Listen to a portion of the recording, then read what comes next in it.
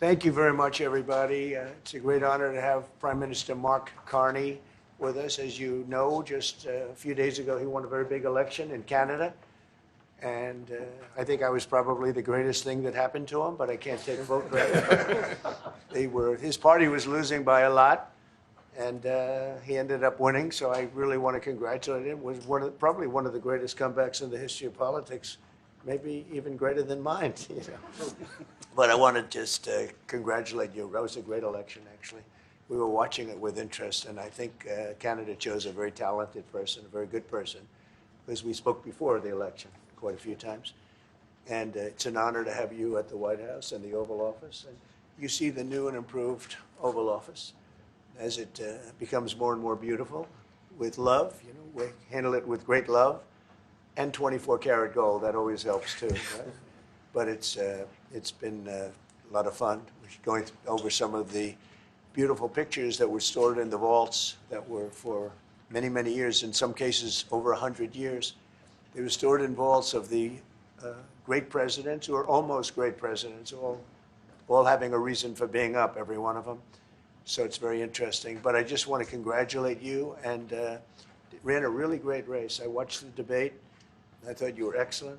And I think we have a lot of things in common. We have some tough points to go over, and that'll be fine. We're going to also be discussing Ukraine, Russia, the war, because Mark wants it ended as quickly as I do. I think it has to end. We had some very good news last night. The Houthis have announced that they are not, or they've announced to us at least, that they don't want to fight anymore. They just don't want to fight.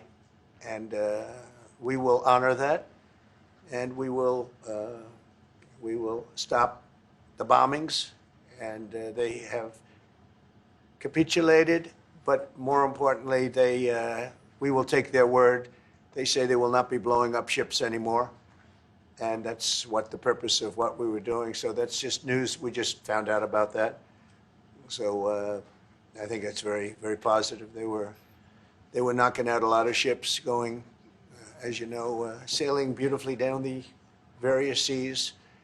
It wasn't just a canal, it was a lot of other places. And I will accept their word, and we are going to stop the bombing of the Houthis, effective immediately. And Marco, you'll let everybody know that, okay?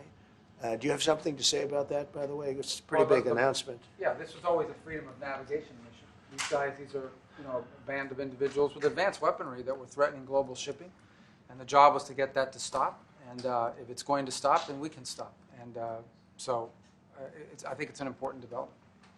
And we'll have maybe before, we're going to, as you know, the Middle East, Saudi Arabia. We're going to UAE and Qatar. And that'll be, I guess, Monday night. Some of you are coming with us. I think before then, we're going to have a very, very big announcement to make, like as big as it gets.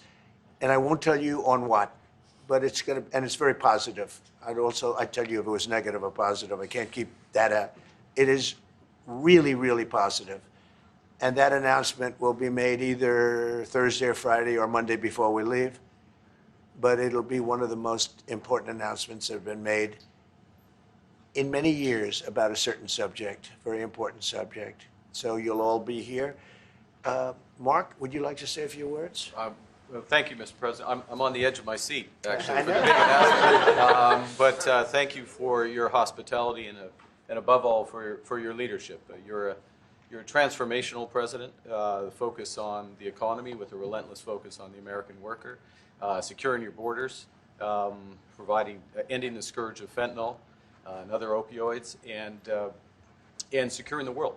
And I've been elected with my colleagues here.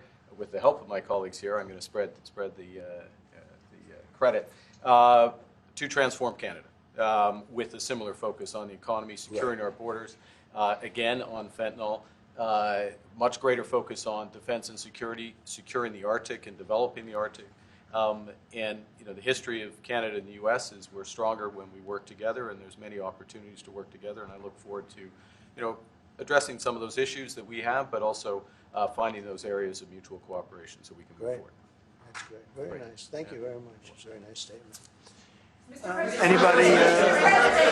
President, is USMCA dead? No, it was actually very effective, and it's still very effective, but people have to follow it. So, that's been a problem. People haven't followed it. But it was a transitional step a little bit, and as you know, it terminates fairly shortly. It gets renegotiated very shortly. But I thought it was a very positive step from NAFTA. NAFTA was the worst trade deal in the history of our country, probably in the history of the world. And this was a transitional deal, and we'll see what happens. We're going to be starting to possibly renegotiate that if it's even necessary. I don't know that it's necessary anymore, but it served a very good purpose. And the biggest purpose it served is we got rid of NAFTA. NAFTA was a very unfair deal for the United States. Very, very terrible deal. It should have never been made. It was made many years ago, but it should have never been made. Yeah. Mr. President, Canada and the United States, would you like to see your first trade deal be with Canada? Our neighbors in the world? I would love that. Look, I have a lot of respect for this man, and I watched him come up, in a sense, through the ranks when he wasn't given much of a chance, and he ran a really great campaign. He did a really great debate. I think that debate was very helpful. I was going to raise my hand. I don't know if that's good or bad. I shouldn't say that. That might hurt you. But no, he ran a really great election, I thought. And yeah, something could happen. Something could happen. Yeah, please. What's the top concession you want out of Canada? The top concession you want out of Canada? Concession? Yes. Friendship. But that's not a concession. No, we're going to be friends with Canada. Regardless of anything, we're going to be friends with Canada. Canada is a very special place to me. I know so many people that live in Canada. My parents had relatives that lived in Canada, my mother in particular. And no, I love Canada. I have a lot of respect for the Canadians. Wayne Gretzky, I mean, how good, the great one.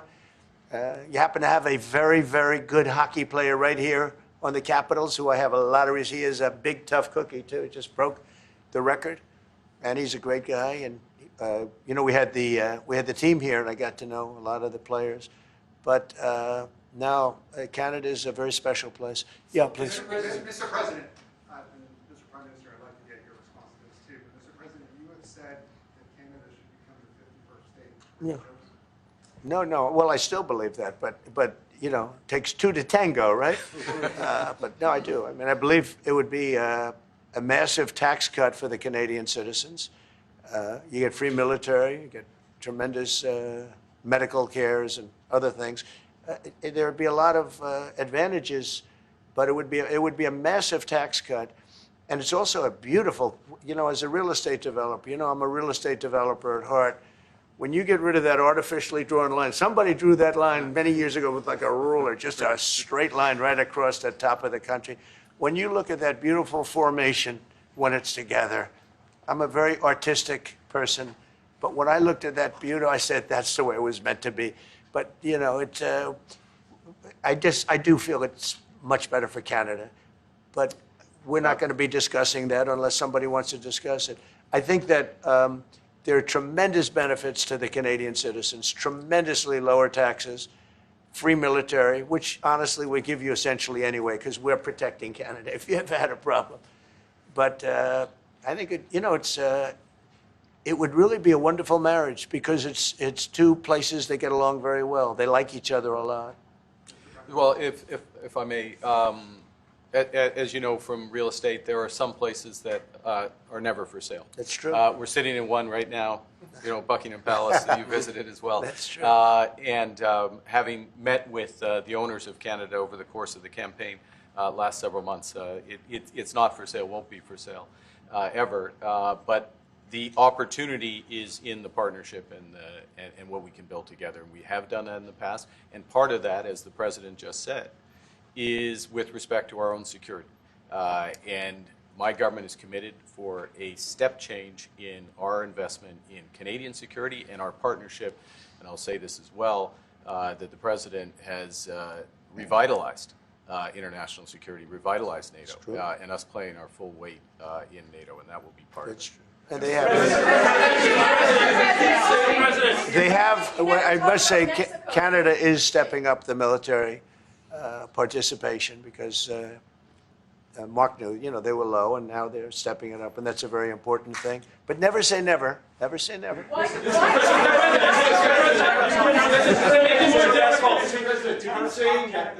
What would it take to get the tariffs top of Canada? Well, we'll be talking about different things. Like, we want to protect our automobile business, and so does Mark. But we want to make the automobiles, and we want to, we have a tremendous abundance of energy, more than any country. We have, just in Alaska alone, Anwar has been reopened now. Anwar is probably the largest find anywhere in the world. They say it's larger than Saudi Arabia. I don't know, but it's a lot. But we have tremendous amounts of energy. Other countries don't. We're both lucky in that way. They have energy. We have energy. We have more than we can ever use and more than we could ever sell, actually, and you have the same thing. So we're two countries that are very lucky. If you look at China, they don't have that. It's a big disadvantage. Other countries, most countries don't have. Most countries don't have that. So Canada and us, we have a lot of advantages over other places. Mr. President, when you consider what Mr. Carney just said, that Canada is not for sale, does this make the discussion a little more difficult to start on? No, not at all. No, not at all. No, time will tell. It's only time. But I say, never say never. I've had many, many things that were not doable, and they ended up being doable, and only doable in a very friendly way. But if it's to everybody's benefit, Canada loves us, and we love Canada. That's, I think, the number one thing that's important. But we'll see. I mean, over time, we'll see what happens. Mr. President,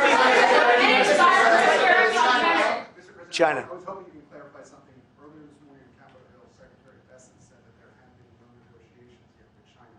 You have said something different. They want to meet, and they're doing no business right now.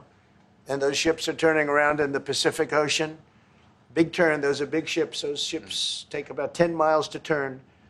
And, we lost $1 trillion to China on trade because of an incompetent president that we had who preceded me, grossly incompetent. You're finding it out more and more now.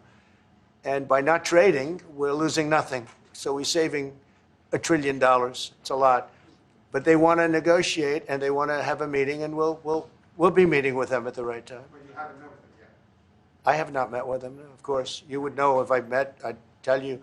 They want to meet, but, we are right now, look, they're suffering greatly. Their economy is suffering greatly because they're not doing trade with the U.S., and they made most of their money off the U.S. Don't kid yourself. They don't make the money off other countries like this. And we had a trade imbalance. We had a deficit, or they had a surplus, another way of saying it, of more than $1 trillion.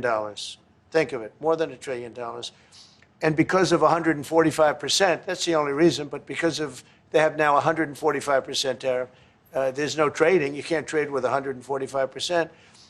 We are, therefore, making, in a certain way, I guess, $1.1 trillion. In other words, we're not losing $1.1 trillion. Our deficit is much better. When I started, I say we were losing billions of dollars a day on trade. That's rapidly turning around. We looked at numbers this morning. So we were losing, the United States during Biden was losing more than, I won't even give you numbers because they're so embarrassing, but billions of dollars a day on trade. Those numbers are rapidly turning between the tariffs. Don't forget, we're now getting 25% on cars, 25% on aluminum, 25% on steel, and maybe more importantly, massive numbers of companies are moving into the United States. Honda, we have tremendous, the car companies are moving in at levels we've never seen before. The biggest investment ever made in the United States is being made right now. Trillions of dollars. I would say we could be at $9 trillion. You could go back to other presidents. They haven't had $1 trillion for their entire term.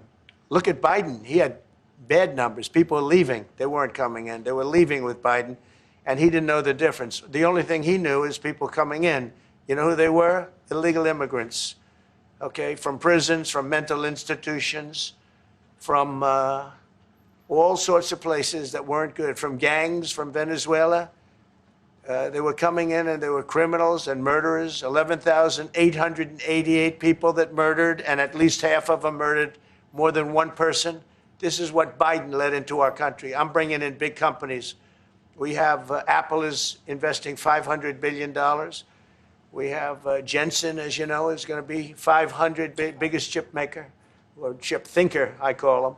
He's really a thinker more than a maker. But we also have the maker, Mr. Wei. I get to know them all in the last, it was a cram course. But they're all moving into America because of the tariffs. And I don't think people have appreciated it. Some people do, some of the smart people do. So we have more money coming in. It's really an amazing thing. We have more money being invested in the United States now than at any time ever before in our history, and it's not even close. And I think the real number could be 9 or 10 trillion. We don't know everybody that's doing it. We have many. I just heard about a plant that's being built right now, a very, very top-of-the-line company, and they didn't come to the White House. They're just doing it because they're making it because if they build here, there are no tariffs. And this is the big market. This is the market. That sets us apart from it. This is the market where everyone wants to be. Now, if I didn't come here and do this, all of a sudden we wouldn't be the market where everyone wants to be. So we were able to do it in time. But we're going to have a great announcement. And I'm not necessarily saying it's on trade. Going to the beginning, we're going to have a great announcement over the next few days, an announcement that will be so incredible, so positive. And I'm not saying, I don't want you to think it's necessarily on trade. Just to finish, we also have a situation, because everyone says, when are you going to sign deals? We don't have to sign deals. We could sign 25 deals right now, Howard, if we wanted. We don't have to sign deals. They have to sign deals with us. They want a piece of our market. We don't want a piece of their market. We don't care about their market. They want a piece of our market. So we can just sit down, and I'll do this at some point over the next 2 weeks, and I'll sit with Howard and Scott and with our great vice president, who has done a really good job. We have some good news to report on a lot of fronts. But JD will be there, and Marco, and we're going to sit down, and we're going to put very fair numbers down, and we're going to say, here's what this country, what we want, and congratulations, we have a deal. And they'll either say, great, and they'll start shopping, or they'll say, not good, we're not going to do it. I said, that's okay, you don't have to shop. Now, we may think, well, they have a right, that maybe we were a little bit wrong, so we'll adjust it. And then you people will say, oh, it's so chaotic. No, we're flexible. But we'll sit down, and we'll, at some point, in some cases, we'll sign some deals. It's much less important than what I'm talking about. For the most part, we're just going to put down a number and say, this is what you're going to pay to shop. And it's going to be a very fair number. It'll be a low number. We're not looking to hurt countries. We want to help countries. We want to be friendly with countries. But you keep writing about deals. When are we going to sign? When? It's very simple. We're going to say, in some cases, we want you to open up your country. In some cases, we want you to drop your tariffs. I mean, India, as an example, has one of the highest tariffs in the world. We're not going to put up with that. And they've agreed already to drop it. They'll drop it to nothing. They've already agreed. They would have never done that for anybody else but me. So we're going to put down some numbers, and we're going to say our country is open for business. And they're going to come in, and they're going to pay for the privilege of being able to shop in the United States of America. It's very simple. It's very simple. So I wish they'd stop asking, how many deals are you signing this week? Because one day we'll come and we'll give you 100 deals. And they don't have to sign. All they have to do is say, oh, we'll start sending our ships right now to pick up whatever we want or to bring whatever we want. It's very, very simple. And I think my people haven't made it clear. We will sign some deals. But much bigger than that is we're going to put down the price that people are going to have to pay to shop in the United States. Think of us as a super luxury store, a store that has the goods. You're going to come and you're going to pay a price, and we're going to give you a very good price. We're going to make very good deals. And in some cases, we'll adjust. But that's where it is. And we've been ripped off by everybody for 50 years, and we're just not going to do that anymore. We can't do that. And we can't let any country do that to us. We're just not going to do it anymore. On the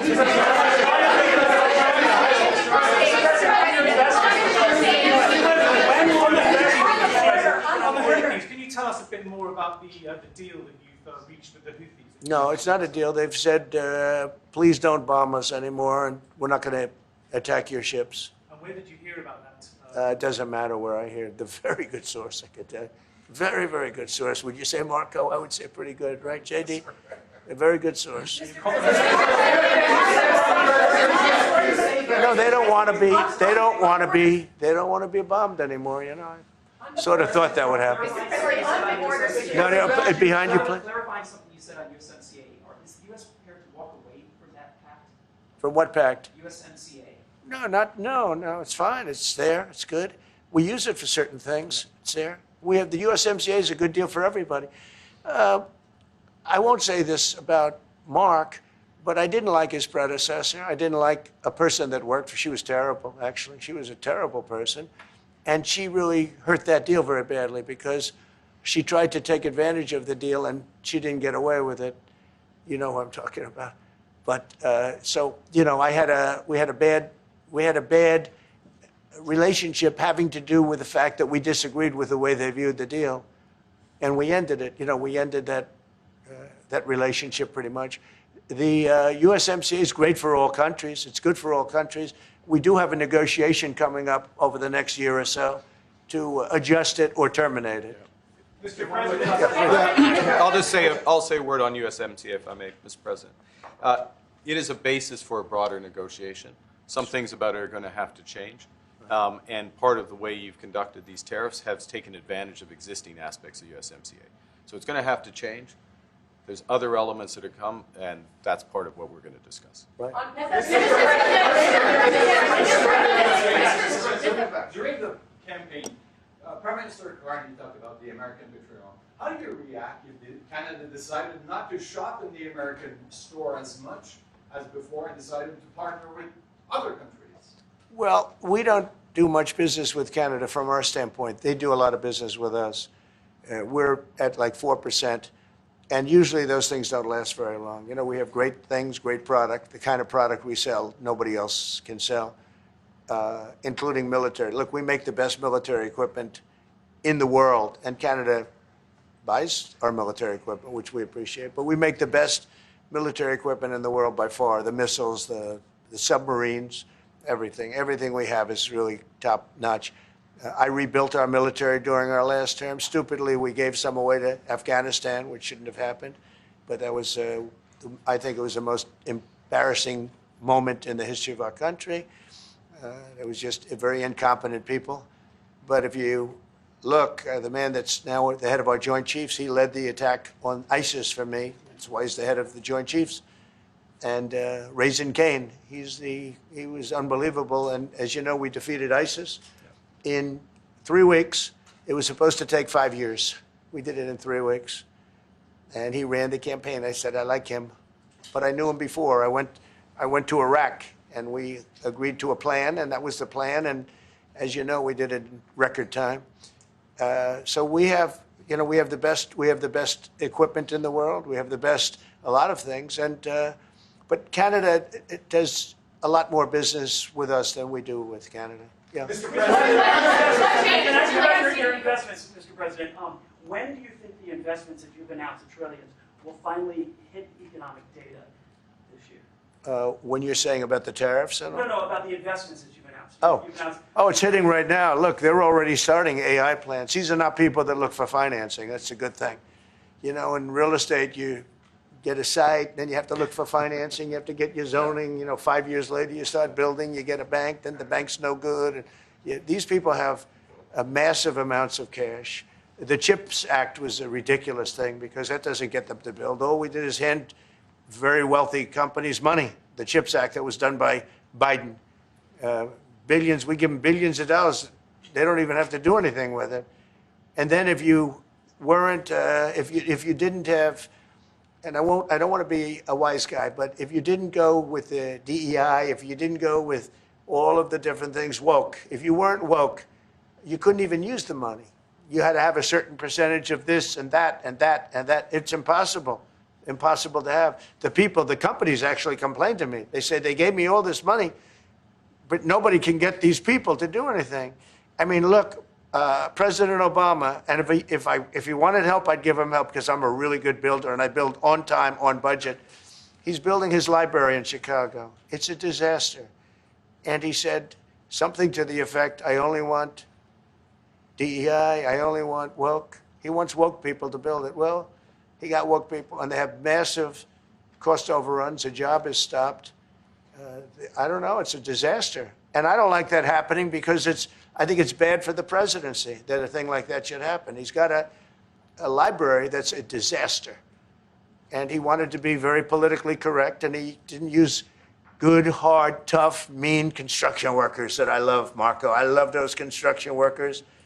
But he didn't want construction workers. He wanted people that like never did it before. And he's got a disaster in his hands, like millions of dollars, really many millions of dollars over budget. And I would love to help him with it, or somebody else. I could recommend professionals, but it was not built in a professional manner. By the way, nor was in California a little train going from San Francisco to Los Angeles that's being run by Gavin Newsom, the governor of California. Did you ever hear of Gavin Newsom? He has got, that train is the worst cost overrun I've ever seen. It's like totally out of control. So then they said, all right, we won't go into San Francisco. We'll stop 25 miles short. And we won't go into Los Angeles. We'll stop 25 miles short. It's hundreds of billions of dollars for this stupid project that should have never been built. And then they realized that it would have been a lot less costly if we just gave limousine service back and forth and gave it free. They would have saved hundreds of billions of dollars. They have airplanes that go there for one 1/100th the cost. And they have cars. They have a thing called the highway that goes back and forth that's not fully utilized. And they got involved with this project. And Gavin, I always liked Gavin. I had a good relationship with him. I just got him a lot of water. I sent in people to open up that water because he refused to do it. And we just got him a lot of water. If they would have had that water, and if they would have done what I said to do, they wouldn't have had the fires in Los Angeles. Those fires would have been put out very quickly. But if you think about it, and you got to take a look at this, it's the worst cost overrun I've ever seen. I've watched a lot of stupid people build a lot of stupid things, but that's the worst cost overrun I've ever seen, what's happening between San Francisco and Los Angeles. And you ought to ask about that because this government is not going to pay. I told our very great new Secretary of Transportation, he's doing a good job, Sean Duffy, I said, we're not going to pay for that thing. It's out of control. This is something that you don't have things like this. It's not even conceivable. Like 30 times over budget, 30 times. It's the craziest thing and now it's hundreds of, it was supposed to be a simple train. And I think the media should take a look at it. And I'd love him to run for president on the other side. I'd love to see that. But I don't think he's going to be running because that one project alone, well, that and the fires and a lot of other things, pretty much put him out of the race. Mr. President, what changes would you like to see to the USMCA? Or what changes would you like to make? We're going to work on some subtle changes, maybe. I don't even know if we're going to be dealing with USMCA. We're dealing more with concepts right now. Look, right now, we're doing trade. We have trade. They're paying a tariff on cars and steel and aluminum. And I think we have a baseline of 10% or something like that for the tariffs. But we're getting along very well. Right now, going no further, but we have an agreement. We did something with even parts. You want to discuss that, Howard, with respect to Canada, which helps Canada out? Sure. So we've made an arrangement with the car companies that 15% of their USMCA parts are included, and then 15% of foreign parts from the manufactured suggested retail price are not tariffed to help domestic manufacturing really thrive. So it gave them a chance to be able to build their car parts factories if they're going to. A lot of these companies already have factories, and what they have to do is just fill them out. But they're able to build them in the United States, so we gave them a pretty substantial period of time. Just to clarify, Mr. President, is there anything the Prime Minister can say to you today to change your mind on tariffing Canada? Tariffing cars? Tariffing Canada. Is there anything he could say to you in the course of your meetings with him today that would get you to lift tariffs on Canada? No, Why not? just the way it is. What's your per state? Yeah. If Canadians don't want it, would you respect that? Sure, I would. But this is not necessarily a one-day deal. This is over a period of time they have to make that decision. Yes, go ahead. Yeah, if I may. Respectfully, Canadians' view on this is not going to change on the 51st state. Secondly, we are the largest client of the United States in the totality of all the goods. So we are the largest client of the United States. We have a tremendous auto sector between the two of us, and the changes that made have been helpful. 50% of a car that comes from Canada is American. That's not like anywhere else in the world. And to your question about is there one thing? No, this is a bigger discussion. There are much bigger forces involved, and this will take some time and some discussions, and that's why we're here, to have those discussions, and that is represented by who's sitting around the table. See, the conflict is, and this is very friendly. We're not. This is not going to be like we had another little blow up with somebody else. That was a much different. This is a very friendly conversation, but we want to make our own cars. We don't really want cars from Canada, and we put tariffs on cars from Canada, and at a certain point, it won't make economic sense for Canada to build those cars. And we don't want steel from Canada because we're making our own steel, and we're having massive steel plants being built right now as we speak. We really don't want Canadian steel, and we don't want Canadian aluminum and various other things because we want to be able to do it ourselves. And we, because of past thinking of people, we have a tremendous deficit with Canada. In other words, they have a surplus with us. And there's no reason for us to be subsidizing Canada. Canada's a place that will have to be able to take care of itself economically. I assume they can. I will tell you that Trudeau, when I spoke to him, I used to call him Governor Trudeau. I think that probably didn't help his election. But when I spoke to him, I said, so why are we taking your cars? Why are we taking we want to make them ourselves. I mean, I said, and if the price of your cars went up, or if we put a tariff on your cars of 25%, what would that mean to you? He said, that would mean the end of Canada. He actually said that to me. And I said, that's a strange answer, but I understand his answer. But no, I mean, it's hard to justify subsidizing Canada to the tune of maybe $200 billion a year. We protect Canada militarily, and we always will. We're going to, that's not a money thing. But we always will. But, it's not fair. But why are we subsidizing Canada $200 billion a year, or whatever the number might be? It's a very substantial number. And it's hard for the American taxpayer to say, gee whiz, we love doing that. Thank you very much. We're going to have a very substantial. Thank you.